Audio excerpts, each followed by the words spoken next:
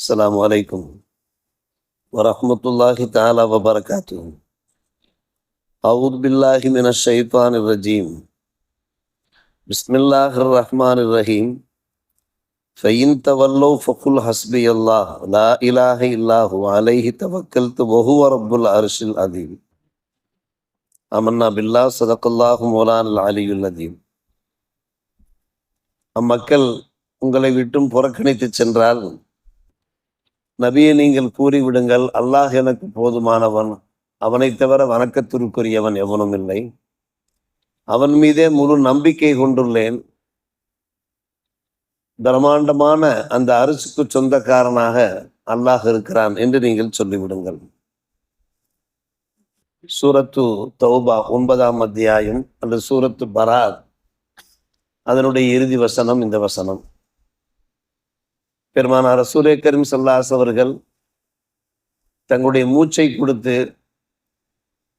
தங்களுடைய உயிரை கொடுத்து தாவத் பிரச்சாரம் செய்கிறார்கள். ஏற்றுக்கொண்டவர்கள் ஏற்றுக்கொண்டார்கள், ஏற்காத பலர் புறக்கணித்து போகிறார். அது பற்றி நீங்கள் கவலைப்பட வேண்டிய அவசியம் இல்லை, எனக்கு என் இறைவன் போதும் என்று சொல்லிவிடுங்கள் என்று அல்லாஹ் ஆறுதல் சொல்கிறார்.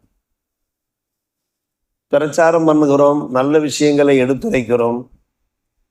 ஒரு சிலர் அதை ஏற்கவில்லை, அது விஷயத்திலே அவர்கள் பராமுகமாக இருக்கிறார்கள் என்றால் அது பற்றி நாம் கவலைப்பட வேண்டிய அவசியம் இல்லை. அல்லாஹ்விடத்திலே பரம் சாற்றிவிட வேண்டும். ஹஸ்பி அல்லாஹ் லா இலாஹ இல்லாஹு என்று அல்லாஹ்விடத்திலே பரம் சாற்றிவிட வேண்டும். சொல்ல வேண்டிய வார்த்தை இதுதான்.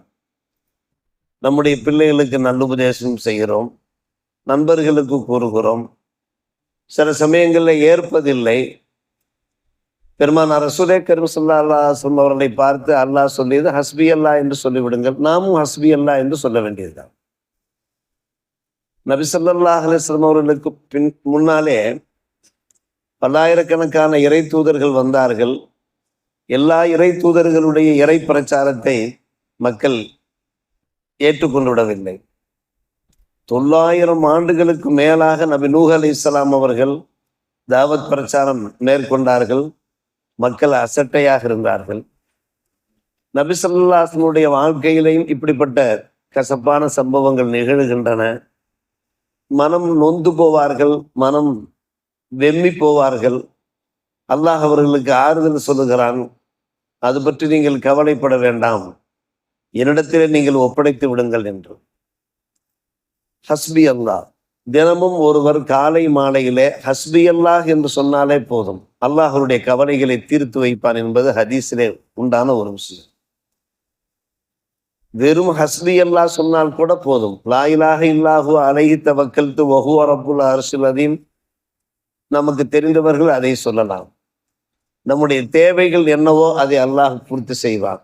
நமக்கு என்ன கவலைகளோ அந்த கவலைகளை அல்லாஹ் தீர்த்து வைப்பான் என்கிற ஹதீஸ் ஷரீஃபை நாம் பார்க்கிறோம்.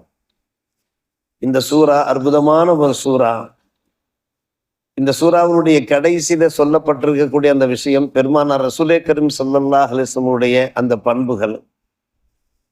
மக்கள் கஷ்டப்படுகிறார்கள், சிரமப்படுகிறார்கள் என்றால் உடனே ஓடோடி சென்று உதவக்கூடியவர்கள் நாயகம். ஊருக்கு வரக்கூடிய அந்த விருந்தாளிகளை அவர்களே நேரடியாக சென்று உபசரிப்பார்கள். யாராவது வியாதியஸ்தர்கள் இருக்கிறார்கள், நோயாளிகளாக இருக்கிறார்கள், அவர்களுக்கு உதவி தேவைப்படுகிறது என்கிற தகவல் வருமானால் உடனே விரைந்து செல்வார்கள். அந்த நோயாளிகளின் நோய் விசாரிக்க, மருத்துவம் பார்க்க, பல்வேறுபட்ட விஷயங்கள். தங்களுடைய உம்மத்துமார்களிலே ஒருவர் காலிலே செருப்பு இல்லாமல் நடந்தாலும் கூட கவலைப்படுவார். ஹதீஸ் ஷரீஃபிலே வருகிறது, நீங்கள் செருப்பு அணிந்து கொண்டு செல்லுங்கள், அது ஒரு சவாரியை போன்றிருக்கிறது என்பார்கள். அது என்ன சவாரியை போன்றிருக்கிறது?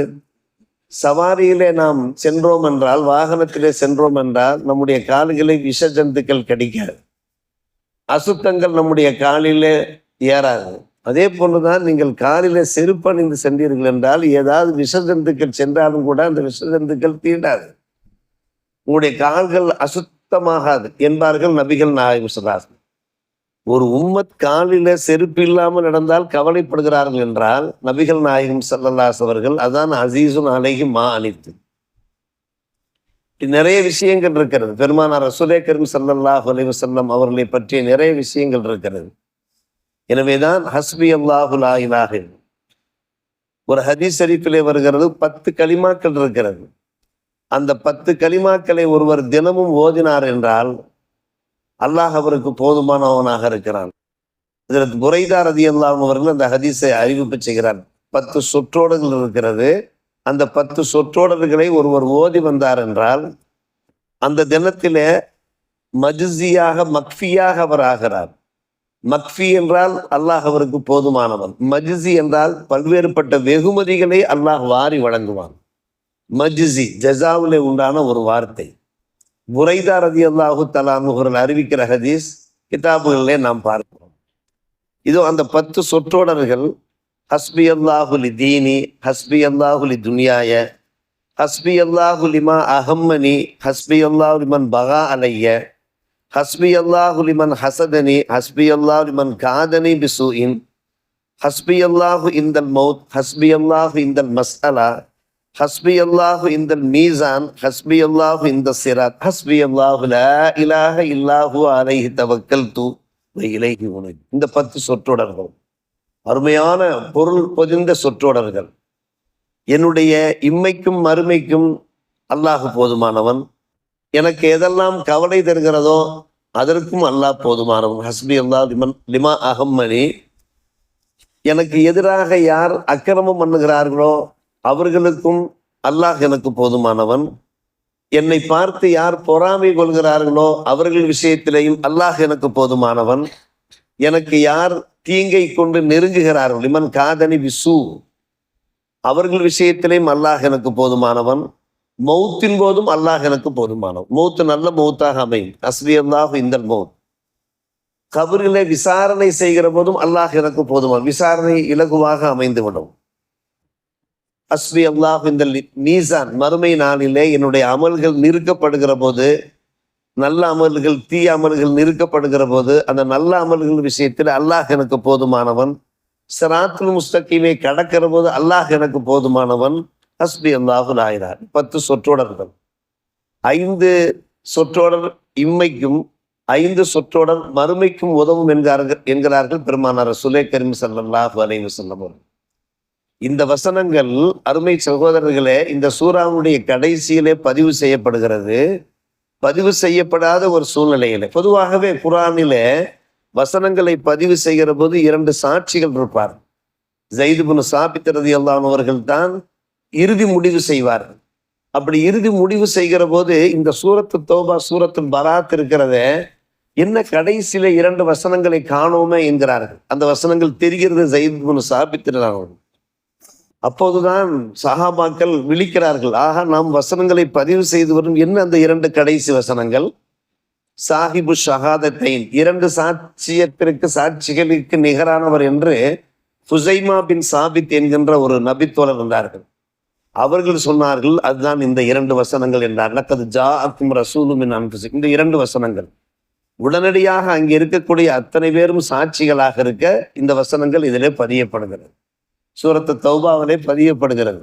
குர்ஆனில் 6666 வசனங்கள் பதியப்படுகிறது என்றால் ஒவ்வொரு வசனமும் பதியப்படுகிற போது நன்கு ஆராய்ந்து சீர்தூக்கி சிந்தித்து பார்த்து 2 சாட்சிகள், தகுந்த சாட்சிகள், நம்பிக்கை வாய்ந்த சாட்சிகள், அவர்களை முன்வைத்துத்தான் அந்த வசனங்கள் பதிவு செய்யப்படும். அதன் அடிப்படையில் தான் சூரத்து தௌபாவிலே கடைசி 2 வசனங்கள் எங்கே காணாமல் போய்விட்டது என்று கேட்டார்கள். அவர்களுக்கு தெரிகிறது. கடைசியாக ஹுசைமா பின் சாபித் ரலியல்லாஹு அன்ஹு அவர்கள் அந்த 2 வசனங்களை சொல்லி இங்கே பதிவு செய்கிறார். அப்படியானால் இந்த சூரா மிகவும் பரக்கத்து வாய்ந்த சூரா. இந்த 9வது சூரா இருக்கிறதே எந்த அளவுக்கு பரக்கத்து வாய்ந்த சூரா என்றால், ஹதீஸ் கிதாபுகளிலே பார்க்கிறோம், குர்ஆனிலே ஒவ்வொரு சொல்லாக இறங்கும், ஒவ்வொரு வசனமாக இறங்கும். இந்த 2 சூறாக்கள் எந்த 2 சூறாக்கள்? சூரத்துல் இஹ்லாஸ் குல் ஹுவல்லாஹ் சூரா மற்றும் இந்த சூரத்து தௌபா சூரா அல் பராஆ. பராஆ என்றும் இந்த சூறாவுக்கு சொல்வார். இந்த 2 சூறாக்கள் இறங்கும் போது 70,000 மலக்குகள் சேர்ந்து வருகிறார். காரணம் அவ்வளவு விஷயங்கள் ஞானங்கள் உள்ள சூறாக்கள்.